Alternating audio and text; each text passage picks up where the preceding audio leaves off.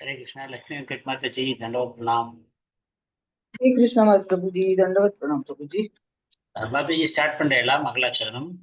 Okay प्रभु जी no issues दंडवत प्रणाम।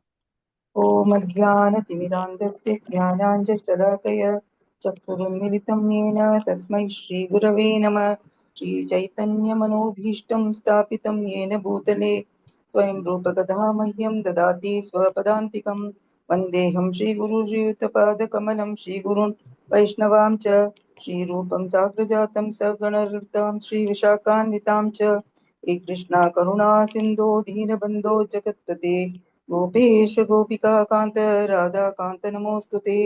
तप्त काञ्चन गौराङ्गी राधे वृन्दावनेश्वरी शबानुसुते देवी प्रणमामि हरिप्रिये। वाञ्छाकल्पतरुभ्यश्च कृपा सिन्धुभ्य एव च पतितानां पावनेभ्यो वैष्णवेभ्यो नमो नमः।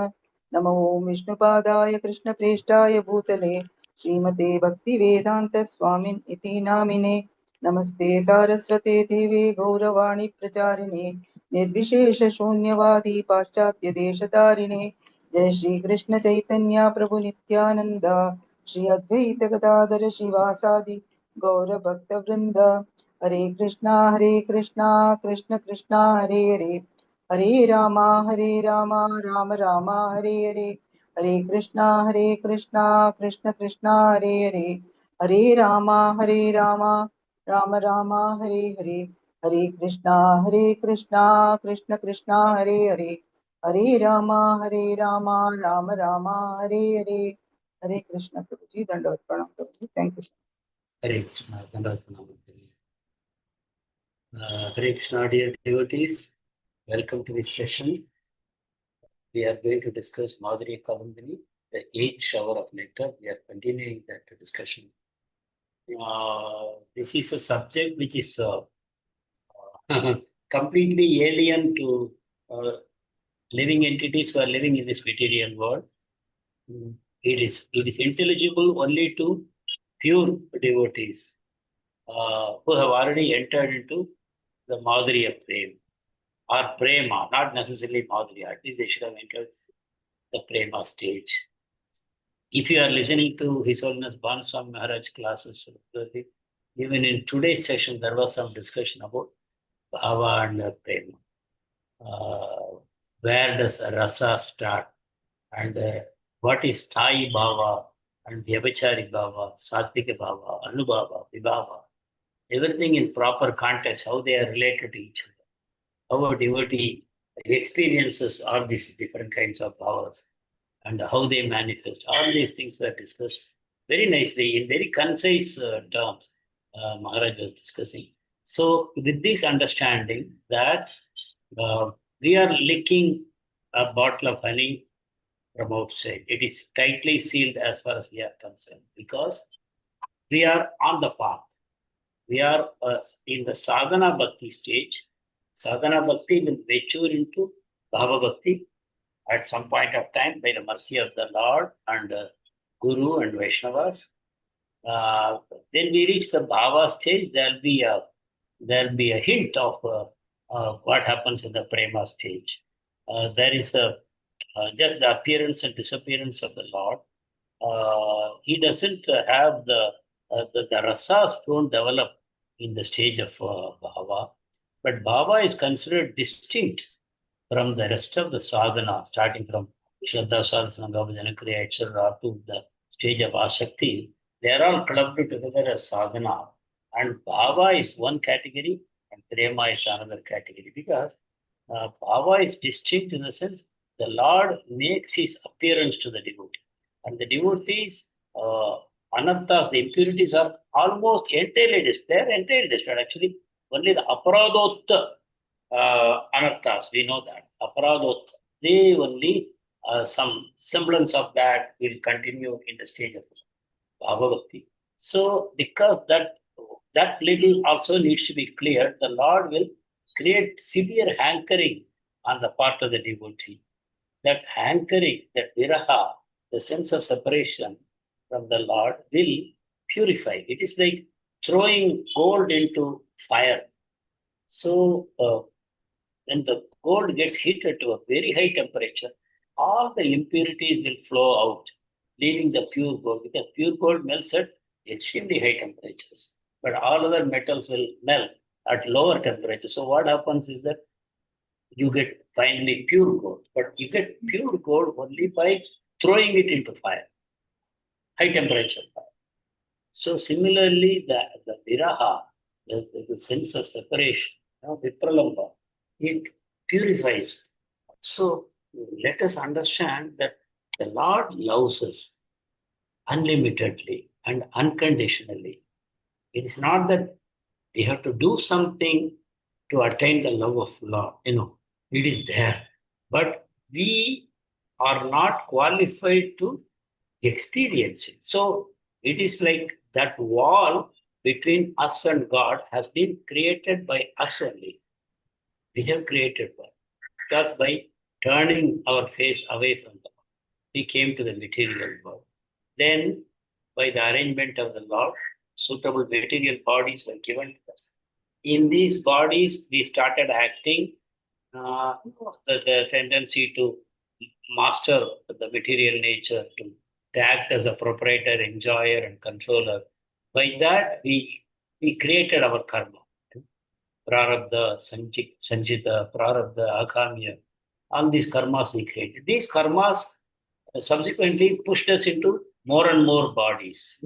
Because karma means there is a desire to enjoy certain things, number one. Number two, the sinful reactions, whether sinful or virtuous reactions of our past activities of papa and punya, that should be given to us. Because those, they remain in seed form. Whatever actions we have done in the past, they remain in seed form and they have to be experienced. So that is one reason. Second reason is we also need the opportunity to create more karma because we have desire. We have desire, so we want to create more karma. At the same time, we have to experience the results of our past karma also. So for these two reasons, we keep on getting newer and newer bodies. So this simple fact is not known to most of the people in this world. Unless someone comes into proper spiritual path, gets a spiritual master, and starts reading these things scrutinizingly, they will not understand even basic things. That why do I suffer? Why did God create this world? Why good people are undergoing tribulations and why bad people are enjoying? Why there are sometimes mass sufferings like a drought or a flood or a tsunami or a volcanic eruption or a huge accident? Why these things happen? And so there are unlimited questions that can be raised if a person does not know the two aspects of karma. You can say like two faces of the coin of karma. One face is the reactions waiting to be experienced by us, good and bad reaction. That is one. Secondly, we have our own desires to do more things, good and bad. So we should be given an opportunity also. So these two things are parallelly happening. All the time we are making some effort, thinking that this will give me some result which is pleasurable to me, which is desirable to me. So we engage in some actions. But even the actions that we engage in, even they are mediated by our past karma. Because the karma is sitting in everything. It is sitting in our mind, it is sitting in our senses, it is sitting in our intelligence. It is sitting in our body. So the karma only guides the mind to think in particular ways. So our desires, like Krishna says in Bhagavad Gita, Atha Smritir Jnanam Apohanam Cha. We have a tendency when we leave a body, we forget everything. And we think we have forgotten everything. But no, because Paramatma is going with us everywhere, he doesn't forget anything. So actually nothing is forgotten. Everything is there in the master server called the Paramatma, who is sitting in, keeping record. And so he will put us into such situations where we can fulfill our desires. Good or bad, he doesn't care because he is a neutral there. Paramatma is completely neutral. Whatever the soul wants to do, he will just facilitate. He will not interfere. He will facilitate. Someone wants to do a crime, he will facilitate that, putting them in the appropriate place. Why does God do that? Because the master computer has this facility. Because someone has to suffer. Someone has to suffer by loss of property, let us say. And someone has a desire to steal. The Lord will put them, bring them together. So the thief will satisfy his desire to steal. And the person who has to lose his property anyway, this instrument will help him to receive that. So that's why we say, don't blame a person for any of your sufferings. You are the creator of your own destiny. When you suffer, remember that you created that suffering. Even though to the external perspective, to our own intelligence and logical thinking, it may be very obvious that so and so is the cause of my suffering. Then we have to take refuge in Shabda Pramana. We should not go by Pratyaksha Pramana. What is visible to my senses, that so and so is the culprit. No, but we take shelter of Shabda and say, so and so is not the culprit, so and so is the instrument which is used by my karma. But karma I created. And this instrument is delivering the fruit of my karma. So I will resolve this problem within myself and I won't become angry with that person. I won't become vengeful to that person. So becoming vengeful to somebody creates a huge karmic cycle. It's very, very destructive. To have envy against somebody, to be vengeful, to be hateful against someone, these are extremely dangerous karmic cycles they create, and it becomes very difficult to get out of it. But just being, having even some rudimentary knowledge of karma, the two aspects of karma, karta, bhokta, this is called in a very simple terms. Karta means creator of karma, bhokta means enjoyer or sufferer of karma, whichever way you like. So we are the karta, we are the bhokta. The solution is when you realize you are not the karta, then you stop being the bhoktas. That's how Bhagavad Gita explains. So in any case, by becoming a Brahmabhuta, Prasanna. Brahmabhuta is always happy. Who is a Brahmabhuta?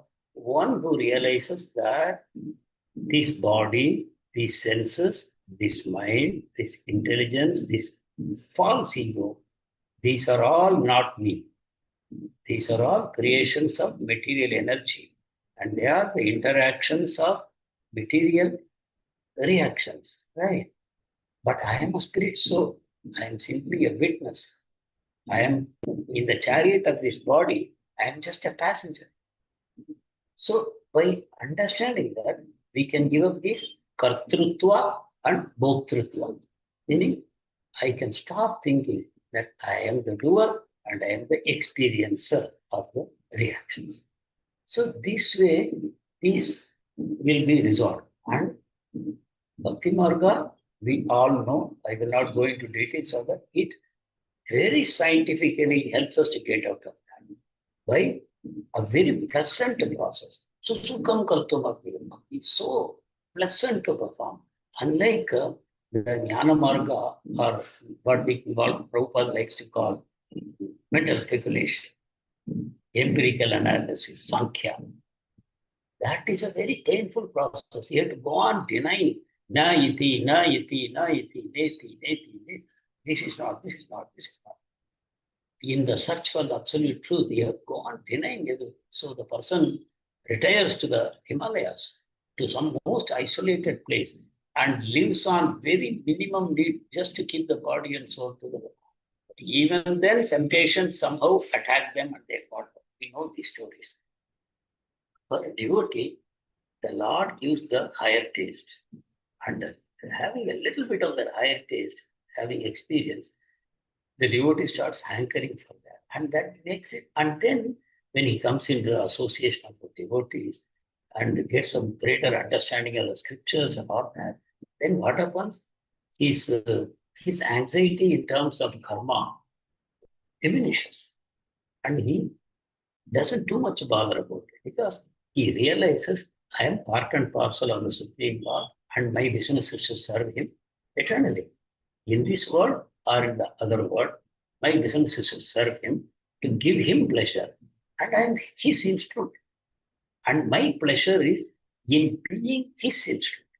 Instead of being the instrument of my karma, instead of being the instrument of this material energy called Maya, let me be the instrument of the Supreme Lord. That resolves everything. And as we advance in the spirit more and more, we stop being disturbed by the external happenings in our life. So that way, we know this dimension of everything. But when we're talking about the devotee advancing beyond bhava or even asakti to bhava and then to prema, things are, for us, these are simply uh, very exotic constructions given by our acharyas. For us, okay, they are just giving me a chance to see this from a distance and desire that, to hanker for that, develop a desire, I wish to be there. And the ability to appreciate the great Vaishnavas and Acharyas and to develop great respect in our heart and gratitude for how they are trying to help us. So the devotees are the most selfless people in the world. The jnanis, the karmis, the yogis, they are all selfish people. They are only looking at their own liberation. Maybe a karmi is trying to go to heavenly planets, or a jnani is trying to get liberation, or the yogi is trying to develop siddhis. So they are all selfish people. But as far as the devotee is concerned, for him, it matters little whether he is in this world or in the spiritual world. Why? Because he, in any case, he has resolved that I am the servant of the Lord. So I am the servant. So whatever facility the Lord gives me, it is meant to be used in His service only. So if today the Lord has given me little facilities, those little facilities, I will use them in the service of the Lord because I know these facilities don't belong to me. These facilities belong to Krishna and they have been temporarily given to me. And so let me use them in His service. Then what the Lord will do? He will increase your facilities. then you should not become very confused. Okay, now I can maybe little bit I can enjoy for myself. No. Whatever the kama, lava, lobha, whatever we get from performing our duties, whether they are wealth or sense gratification, etc., we should not go into that. Whatever you get in the natural course of life in this material world, they should all be used for Krishna's pleasure. They are His resources temporarily in my hand. The best use for them is to engage them in the Lord's service. So, because they are Lakshmi, all Aishwarya is Lakshmi, and Lakshmi is the wife of the Supreme Lord, and she always wants to serve Him. She's always massaging the lotus feet of the Lord. So, same way, any aspect of Lakshmi that comes to me in the form of any Aishwarya, maybe tangible Aishwarya or intangible Aishwarya in the form of intelligence, skills, or beauty, whatever. Everything, if I engage in the service of the Lord, that becomes my perfection and I will remain happy in that way. And the Lord will gradually elevate my position until I go back home. Until that time, the Lord is free to use me as instrument for various purposes. I don't complain. So this is the way a devotee acts. So for him, material world and spiritual world become the same. At least in theoretical terms, we are able to appreciate these things. I hope you all agree. Yes, please. Would you like to respond? We have not experienced these things, but logically, we are able to understand this. And logically, we can explain to others also a different this logic by which we have organized our life. Everybody's life is organized on some lines, right? Everybody, even the karmis, even though they may not have given much thought to it, but something is guiding everybody's life. Everybody is moving towards some goal. Maybe for some people, the post keeps shifting, which is not a very comfortable situation. But for a devotee, at least, goalpost is fixed and we keep moving towards that. So, in that sense, logically, we are able to understand, which is itself a great step forward. Otherwise, people are very confused. Many, many books have been written to debate the existence of God. They all go in the name of philosophy. They debate whether God exists on the basis of these questions only. How did this material world come into place? Why the material world is so imperfect? Why good people suffer? Why bad people enjoy? If God is perfect, then He should have created a perfect world where everybody can be happy and there should be no misery at all. All these things, things don't seem to work very systematically. There are there are accidents, there are unwanted happenings. So, in many ways, the existence of God is questioned and debated. But as a devotee, we have our strong logic that has come from Shabda, given by the Parampara, by the Acharyas, by the Shastras, by the Supreme Law, and we are satisfied. This itself is a great step forward. We are not likely to find comfort in any other paradigm of life. This paradigm of life which we have accepted, nothing else can satisfy us. So, having settled on a concrete platform to explain our existence, then we are ready to move forward in incremental steps with the Lord on our side, because for us, He is no longer a Paramatma, He is Bhagavan. As Bhagavan, He is our well-wisher, Suhridam. So we just surrender to Him and continue to serve Him to the best of our ability and completely depend on Him for our maintenance. So that way, this chapter, Prema, which we are right now doing, don't entertain too many doubts in your mind that I want to completely understand it. Completely understanding, neither do I understand, nor I think any of us can understand until we enter into that platform to savor the taste of this amazing thing, the perfection, right? This is ultimate food. Prema Pumartho Mahan. Up to now, we have been thinking there are only four Purusharthas. That means only four ultimate goals of existence. These four being Dharma, Artha, Kama, and Moksha. And Moksha is typically understood as becoming one with the Supreme. It's called Sahyajya. Right? Sahyajya, Moksha, Kaivalya. All these are understood in one way only. That means you lose yourself. Not only the body, you lose the soul also. You just become undifferentiated one. So you can say you become God, but then in Kaivalya, there is neither God nor Jiva. So in that sense, you don't become God also. You just become nothing. That's what they will talk about. So, but we have Bhagavan, and He is a supreme Lord, and we are all His part and parcels. So, whatever qualities He has, we share them, just as the children share the property of the father, right? And father is very happy to share his properties. Not that the father denies to the child, no, this is my property. Look about it. So, and the Lord's properties, what are the Lord's properties? They are His Aishwaryas, His beauty, His knowledge, His strength, His fame, right? His renunciation, all these are all His Aishwaryas. These are all unlimited, bottomless oceans of Aishwarya. So He is happy to share that. So the soul, simply by serving Him and realizing that my business is to only go on serving Him, starts sharing the Aishwaryas of the Lord. Instead of begging like a beggar for this and that, give me my daily bread, or give me the ability to pay my EMI. I have taken so many loans. So we don't become like beggars. Rather, we simply become sharers, co-parcelers. We say in a joint family system, they just share the wealth and they all enjoy. So that is the direction in which a devotee is moving. So devotee is never disturbed or anxious. And when he sees other devotees progress nicely, how does he react? I would like to hear from devotees. Please unmute and speak.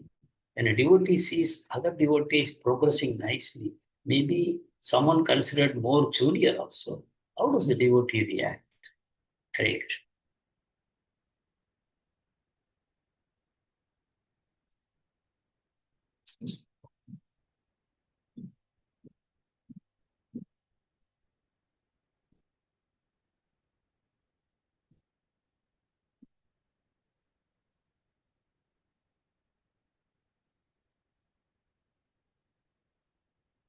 Hare Krishna, Prabhuji.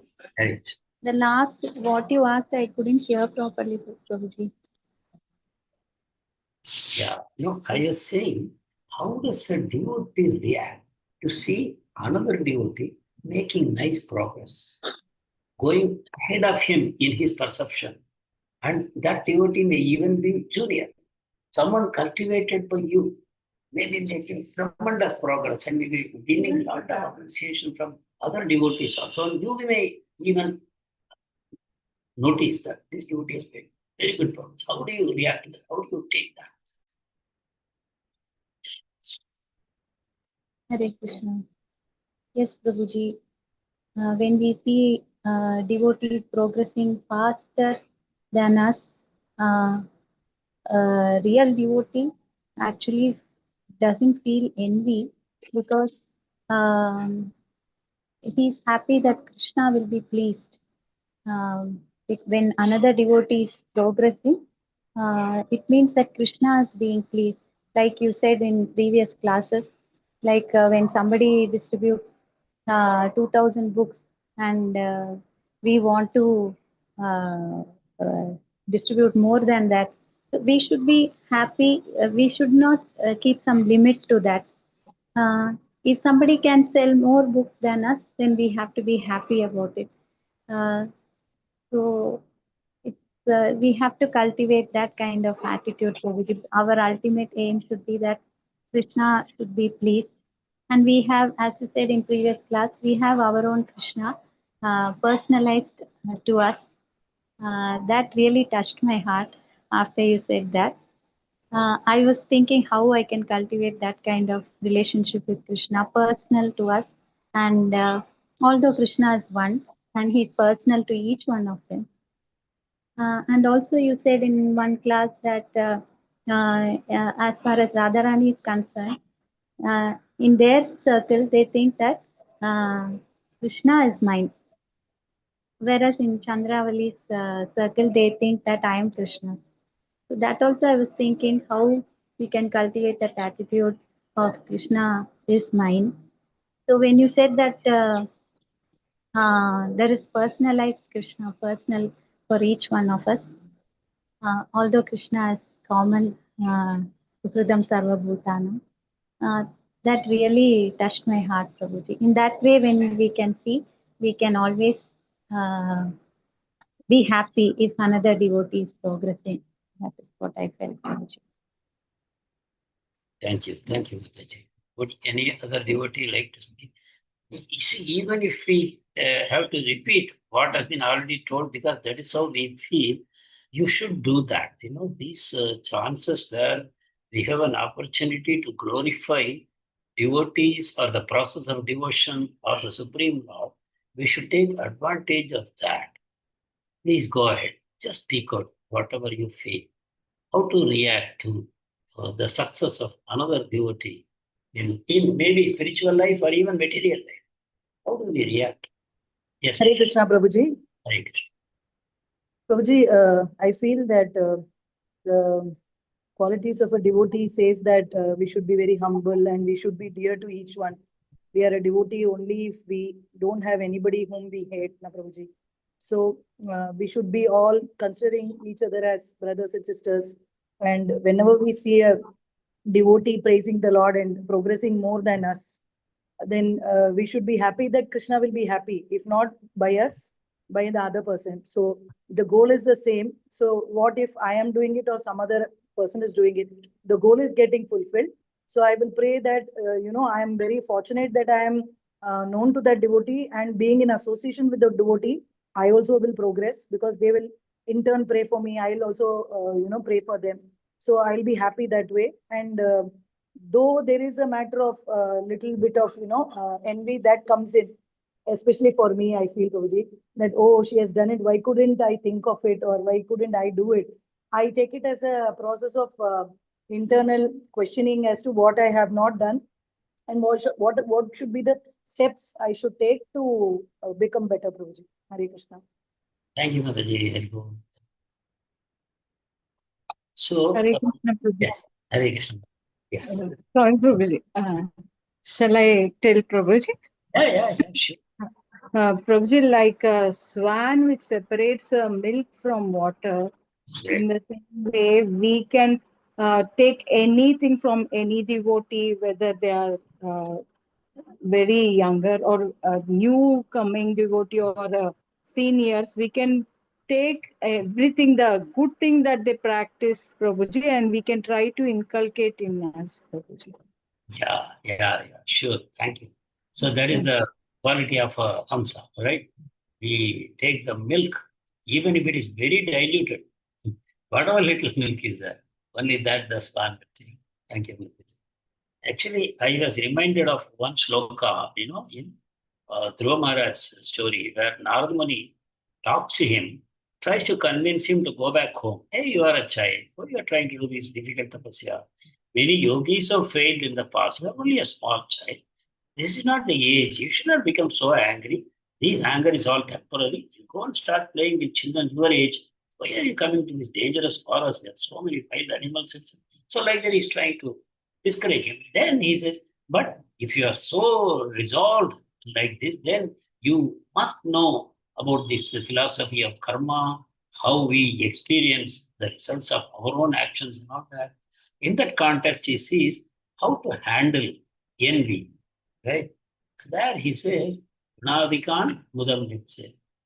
He says, if you see someone more advanced than you, Mudam, become happy to see someone who's more advanced than you. Become happy. How to become happy? Oh, I am going there. Someday I will reach there. And this devotee is pleasing Krishna so much. And my desire, as Mataji very rightly put it, my desire is to please him.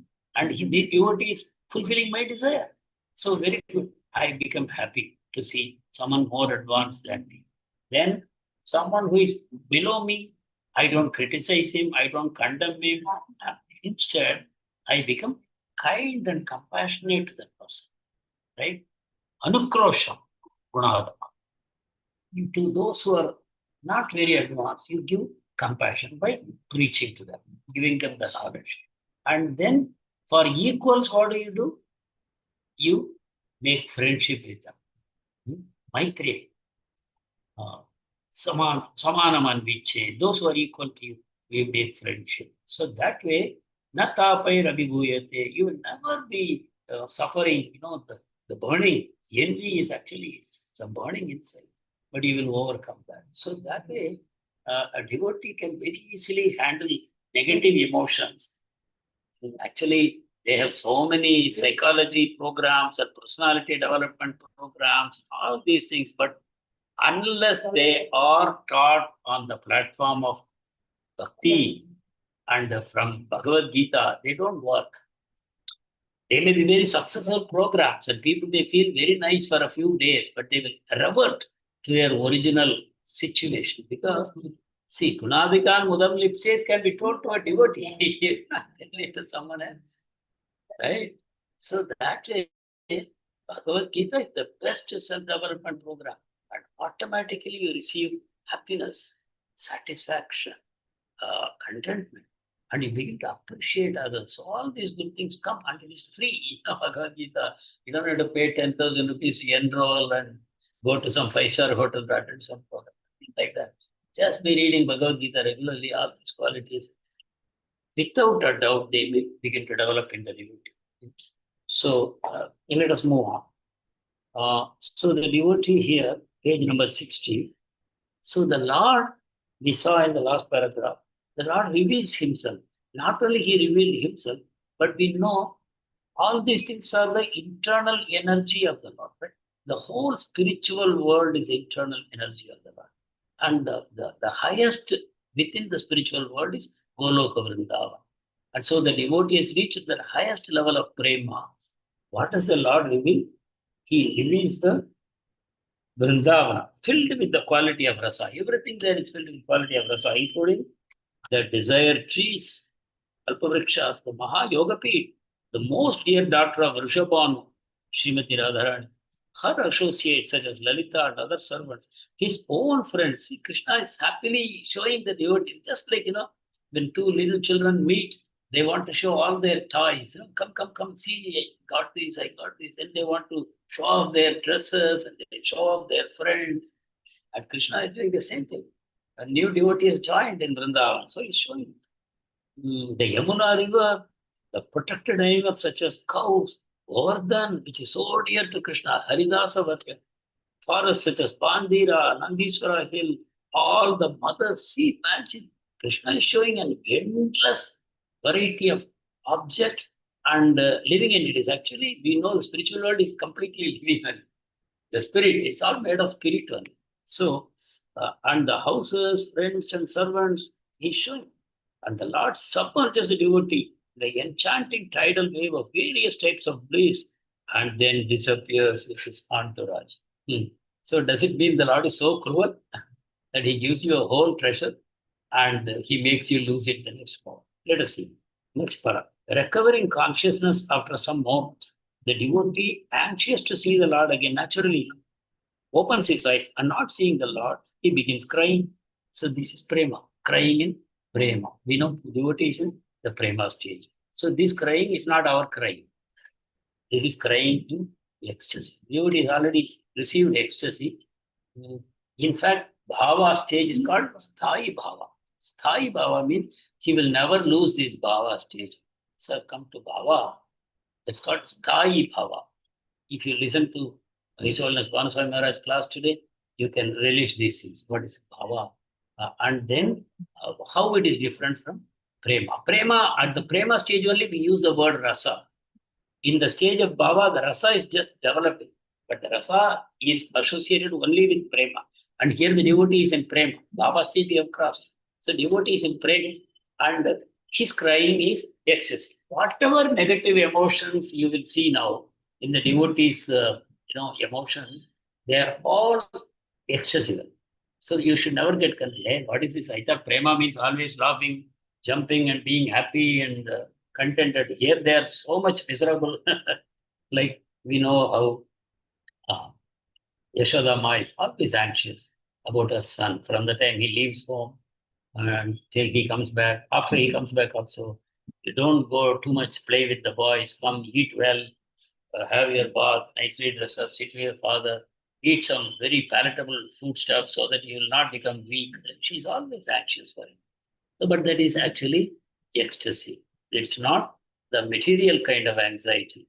So this is something the acharyas tell us, and we take their word for it. That because he is the highest, why would the highest be something miserable?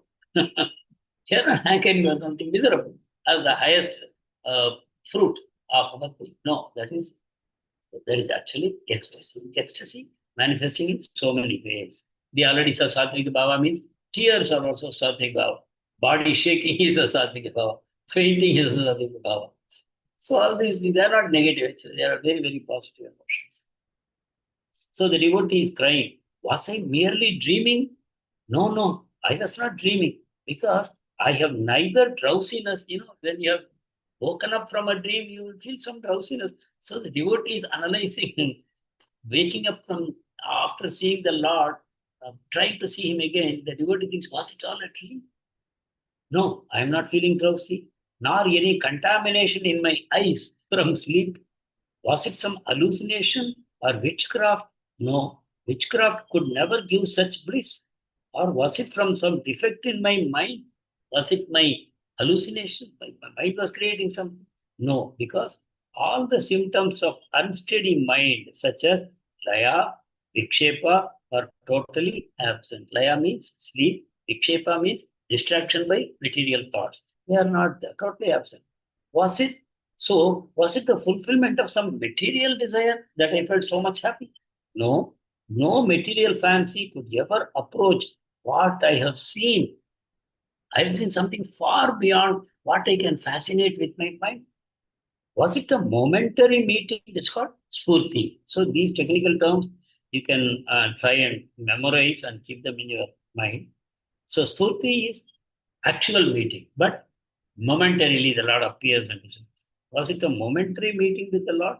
No, because it is completely different from all previous visions of the Lord that I remember. Because in the Baba stage, he has had so many meetings of the Lord, right? So he's remembering. This is different. So this is a meeting of the Lord in the Prema stage, and it is very different from the meeting at the Baba stage. In this way, the devotee remains in uncertainty. The Lord leaves him in uncertainty. Lying upon the dusty earth, he may be anywhere. The vision doesn't select the right time to come. Oh, you are comfortably seated in your bedroom, and now the vision will appear. It's not, it can appear anywhere. In the middle of work, we know how it happened to Lord Shiva. He was sitting in Daksha's Yajna, and people, all the dignitaries were walking in. Brahmaji was there, Indra was there, all demigods were there. Daksha was making entry. Daksha is his father-in-law, and Lord Shiva doesn't mind standing up for him and giving respect, even though Lord Shiva is the Lord of the Tamogun. He's equal, he's a Shiva Tattva. He's not a Jiva Tattva. He has no need. Daksha is a Jiva. But still, he would have done that because he's so simple. But the Lord appeared, Vasudeva appeared, and he became absorbed in that darshan. So he did not get up. So the Lord will play such games. At the most so-called inappropriate time, he may appear to the devotee. So here the devotee is saying, I am lying on the dusty earth. He prays, the devotee prays constantly for the same experience. Like even Narada Muni, after he got the momentary vision, then he started hankering for it. So in Prema, the devotee prays constantly, but not obtaining it. He laments, rolls on the ground. Now, if somebody sees what they will think, they will think he's very miserable, right? Rolls on the ground, lamenting, weeps, wounds his own body. He may hurt himself, faints, recovers, stands, sits, runs about, and wails like a madman. Sometimes he remains silent like a sage, and sometimes like a social misfit. He fails to perform his daily obligatory duty. So this is how we should understand.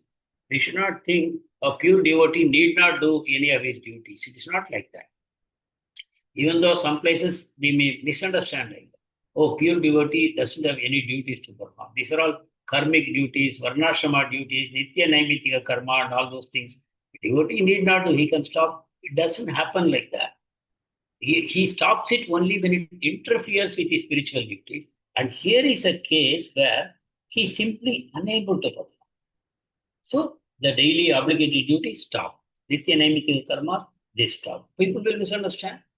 So, like a person possessed of spirit or affected by evil planets, he talks incoherently like a madman. Unto a devotee friend comes there, and who comes asking privately, what is your problem? Devotee, with whom you open your heart. He is asking, what is wrong with you? He explains what he has experienced. To who else he can explain? Unless he finds a devotee on the same level with whom he can confide his experiences. So he's asking, what is the problem? Then he explains what he just now underwent. When the friend explains that it was by good fortune a direct meeting with the Lord, satisfied, he recovers and becomes happy. So the Lord sends his devotee to tell him, hey, don't worry, it was actually a real experience. The Lord has come. With that assurance, even in Chaitanya Bhagavatam, we see the Lord goes mad in prema after returning from Gaya. Then everybody says the Lord is mad. And finally, Srivas Thakur visits Mahaprabhu's house. And then Mahaprabhu asks him, Srivas, what do you think? Everybody calls me mad. What do you think? Then Srivas Thakur says, it's the same madness. This is the highest form of ecstatic prema to the Lord. I want the disease myself. That is perfection. Immediately Mahaprabhu becomes very happy. Mahaprabhu is Supreme Lord. And he becomes very happy. He embraces Srivas Thakur and says, if you also had said what others had said, I would have jumped into the Ganga and drowned myself. Okay. So the devotee gets, everybody telling some disease with him, he's suffering from something. Then only a pure devotee can, console him by telling him, no, it's not that. You are in the perfection. Like so, but then again the devotee starts lamenting. How can I attend that experience again? Now that I've been told it's a real experience, the Lord did appear to you in prema. The devotee starts lamenting. Was it the result of a shower of mercy from some great devotee? I am not qualified. Some great devotee must have prayed for me. So, because the Lord loves that devotee, he might have given me this momentary experience. Now, how can I get it back? He is lamenting that. Or was it the result somehow, some time of some past honest endeavor in serving the Lord? I am not at all an honest servant of the Lord. All my thing is bogus. I am not really a devotee, but possibly sometime in the past, maybe momentarily, I might have some honestly served the Lord, though I am most unfortunate. Or perhaps it was simply the causeless mercy of the Lord, Kripa, upon the lowest of the low. I am the lowest of the low. So the Lord thought, he has no chance at all. Let me give him a little taste, out of compassion. Lord might have given, even though I am filled with unworthy qualities. So this is humility inherent in prema, right? It's not that some premi bhaktas are not humble, some are humble. Invariably, every prema bhakta is also humble devotee because otherwise they are actually two sides of the same coin. It is explained in Brihad Bhagavatam that actually it is not that humility leads one to prema.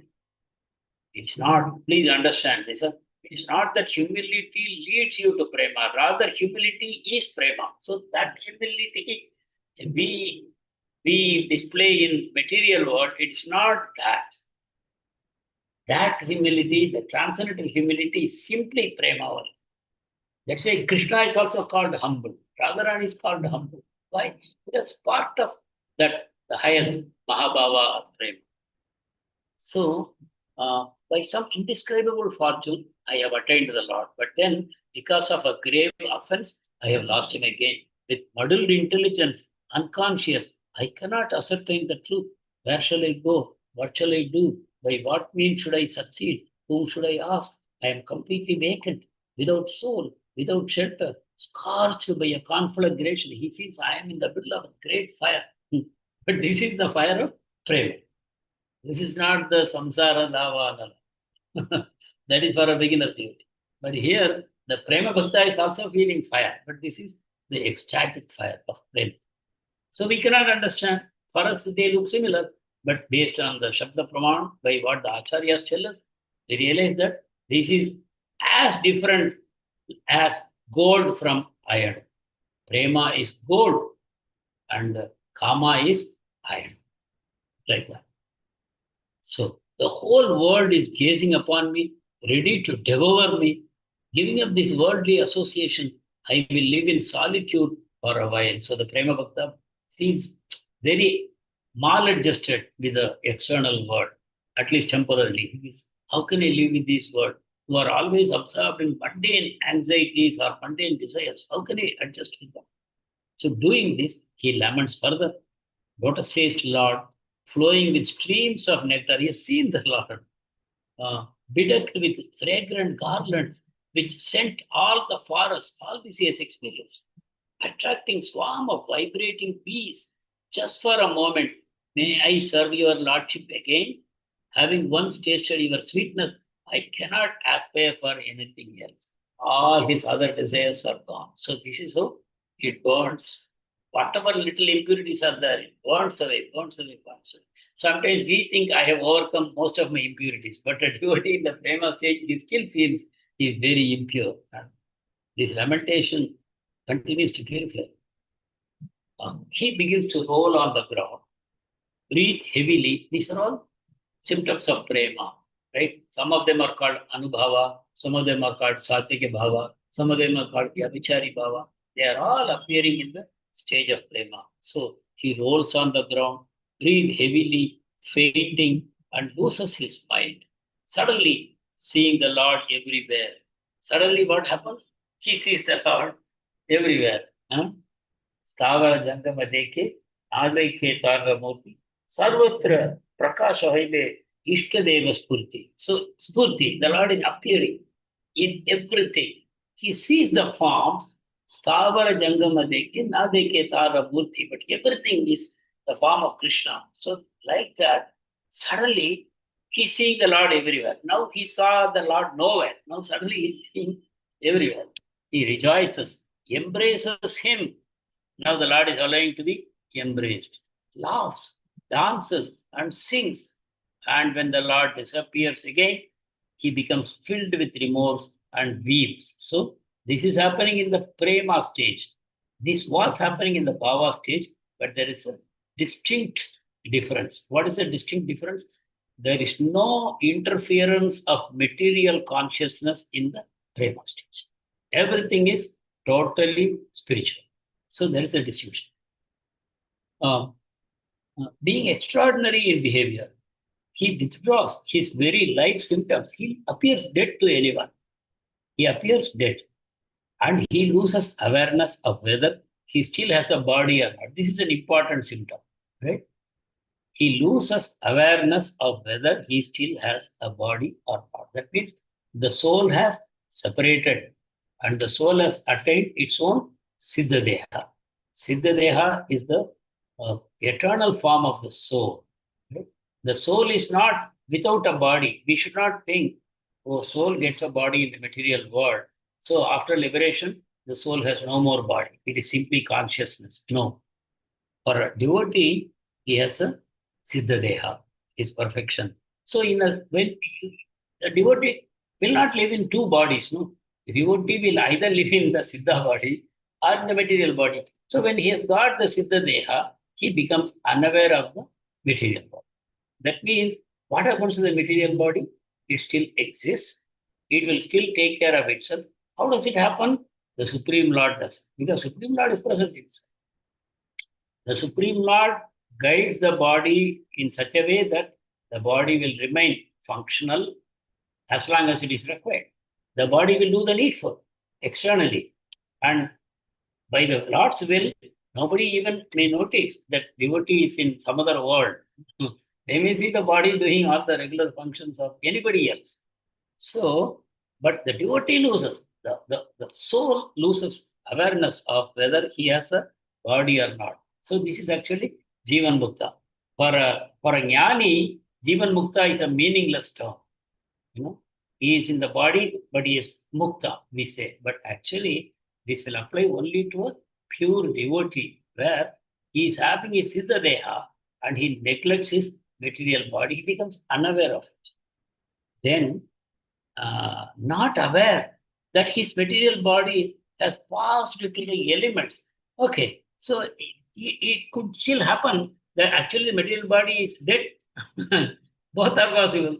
The material body may still live by the Lord's plan for some more time. Or here, Vishnu Chakravarti Path says, material body has passed to the elements.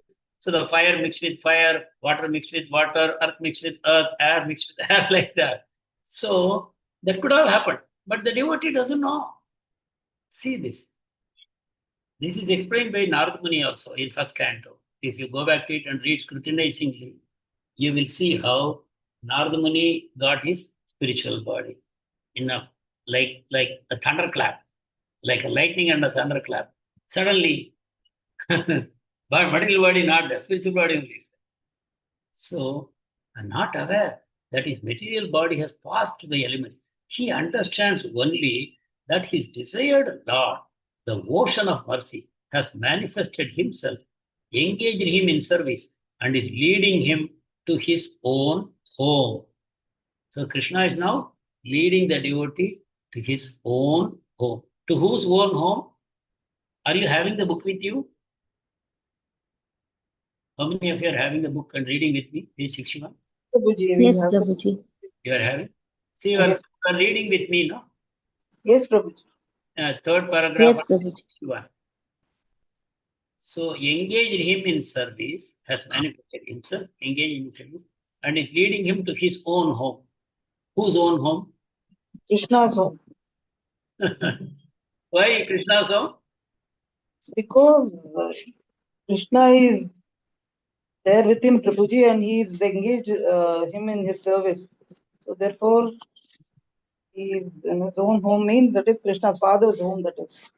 Why not say the Jiva's own home? Because the body has passed, that the elements and all are now mixed.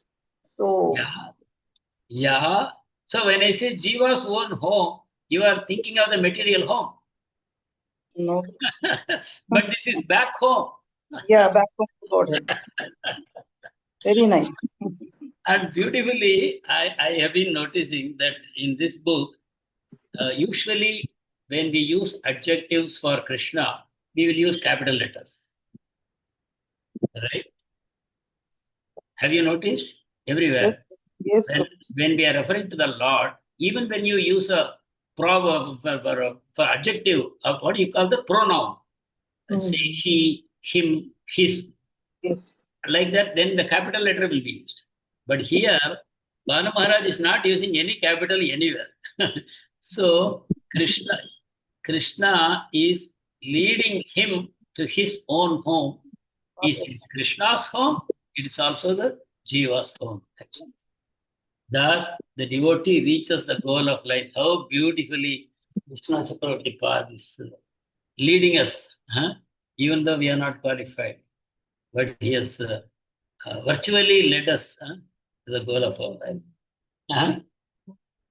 Like Gopakumar we see in Brihad Bhagavatamritam, how nicely Krishna receives him. Actually, very interesting. In one way, it is a Gopakumar receiving Krishna, and in another way, Krishna receiving. The meeting happens in such a beautiful way.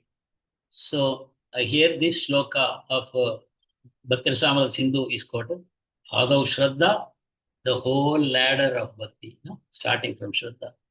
Adav Shraddha, tata sadhu sangha, tata bhajana kriya, tato anartha nivritti syat, tato nishtha ruchis tata, tata ashaktis, tato bhavas, tata prema abhyudanchati. Sadhakanam ayam premna pradurbhavah bhavet kramaha. First, there is association of devotees. This is where it starts, by which one gains faith. So before Shraddha, Adav Shraddha. That means first association, then faith. Then one associates the devotees. Again, he associates. Association, faith, then again association with the devotees to learn the scriptures and then practices bhakti, bhajana kriya. Anarthas are then destroyed. Steady bhakti without confusion follows. Desire for the Lord, ruchi, appears. This is followed by spontaneous desire for the Lord, asakti. This becomes bhava and then prema. This is the progression for manifesting prema for those performing sadhana bhakti. So, this Madhurya Kadambini is simply a commentary on Bhakti Rasamrita, right? That ladder from Shraddha to actually all the subsequent acharyas coming after the Goswamis, they are all servants of Rupa Goswami. So if you see Vishwanath Chakravarti's many of the books, the title is similar to the title of Rupa Goswami, but he will add one small word extra, like Bhakti Rasamrita Sindhu Bindu. Bhakti Rasamrita Sindhu means ocean, and he will add Bindu, meaning it's a drop of that ocean. Or Ujjvala Neelamani Kirana. Ujjvala Neelamani is like a sun shining. That is the book of Rupa Goswami. I am talking about one Kiran, one ray of that. Like that, he shows his extreme humility. The stage of devotion mentioned in this verse have been described accurately. The stages are described accurately. Sneha, now he gives another list. Please take care. Sneha, Mana, Pranaya, Raga, Anuraga, Mahabhava, successively specialized tastes are fruits growing on progressively higher branches of the creeper of bhakti. because the body of the devotee cannot tolerate the friction of extremes of heat and cold of all these tastes. This is not literal heat and cold. He's talking about the heat and cold of all those tastes. They are not manifested in his body, in the material body. And thus, these tastes have not been described here. See, this list is different from what Rupa Goswami has given. Correct? From prema, you have another ascending ladder starts. Once you reach prema, it's not the end. You don't sit there. You go into another ladder, and that ladder, first step is Neha, then Mana, then Pranaya, then Raga, Anuraga, Mahabhava. It is Srimati Radharani. So like this, and in Mahabhava, then again there is a rising crescendo which Radharani manifests, right? So like that, this is unending. And what Chakravarti Path says, they are not manifested in the material body. Simply, the material body cannot take this friction created by heat and cold. Some qualities are heat, some are cold, and this material body cannot take it. Like a 0-watt bulb trying to take 1,000 watts of power. It will burn out. Similarly, that's what is mentioned here. So he says, I'm not describing them here, nor are we competent to understand these things if they are explained. Ruchi, Asakti, Bhava, and Prema, which can be experienced, have been described. But aiming at real comprehension of these states, the scriptural evidences were not supplied, since introduction of those proofs would produce a harshness. How kind he is. Comprehension. As they may be required, they are supplied here. So this we will see in our next session. He is giving Shastric evidences. Up to now, very beautifully in prose style, we have understood everything. In between, if some Shastra is inserted, sometimes he says it may be harsh for a beginner devotee like all of us. So he is applying them all together at the end. That is only remaining. So the subject matter is over. Now the evidences are supplied. That will be the next 3-4 pages. We will take it up in our next session, and we will complete Madhurya Kadambini, the mercy of the Supreme Lord and all the previous acharyas. After that, we will think of taking up some other work. I was thinking of many books, like we were thinking of Madhurya after this Harinama Chintamani, and some books of Bhaktivinoda Thakur, which are also small, like Dasamula Tattva. And you told us to buy, Prabhuji, the 3 books together. I have already bought those 3 books of Bhaktivinoda Thakur. So we will either go into those, or there is one amazing book called Jaiva Dharma, which is a big book. We will see which one we will do next after this. So thank you very much for joining. If you have any questions or comments to make, please do. And the next book we will discuss and decide together. If we start Jaiva Dharma, it will go for a long time, because it's quite a big work, but it's written like a drama, and it is so relishable, and it will give you many understandings that you may not have. Many times a devotee thinks, I know a lot of things, but then there are many things we have either not understood at all or misunderstood. All these things will become clarified when we read Jaiva Dharma. That's why I thought of doing that. But these smaller books also, we can quickly finish them and then go to Jaiva Dharma. That is also one possible. We will consider everything in our next session. So please unmute and speak. Hare Krishna. Thank